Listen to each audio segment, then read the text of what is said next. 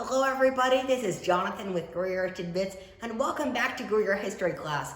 For today's episode, I want to take you around the Greer Heritage Museum. While you can't be here, I want to show you around and show you some of my favorite artifacts. The first artifact I want to show you is this replica of a face jug. Native Americans here in the Greer area made these face jugs, and legend has it that they were used to store alcohol and that the funny face would scare away the children. Now as we move on, we come to this amazing painting in the museum. This painting was made in 1940, and it was painted when the building was built right here in Greer. Now that was in 1940. Now as we move on, we come into the area of the museum that's all about life in Greer, and we have this amazing dollhouse.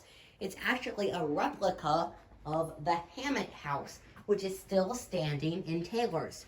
You can actually see inside the dollhouse, and the interior is so beautifully decorated.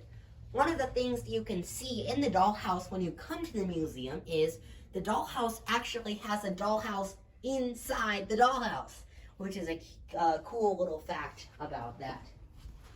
Right here we have this dress, and this dress right here has a very interesting story. In 1921, Mrs. Henderson wore this dress on her wedding day. Just a few years later, she died of childbirth. So this was actually a wedding dress. You wouldn't initially think that if you just looked at it for the first time. Another cool hidden story behind an artifact here at the museum.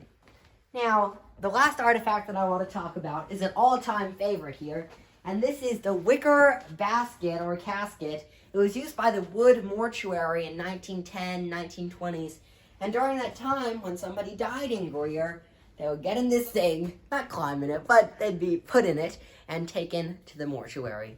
Hopefully you've enjoyed this little tour of my favorite artifacts here. Once the museum reopens, we would love to see you here. Thank you so much for tuning in to today's episode of Greer History Class.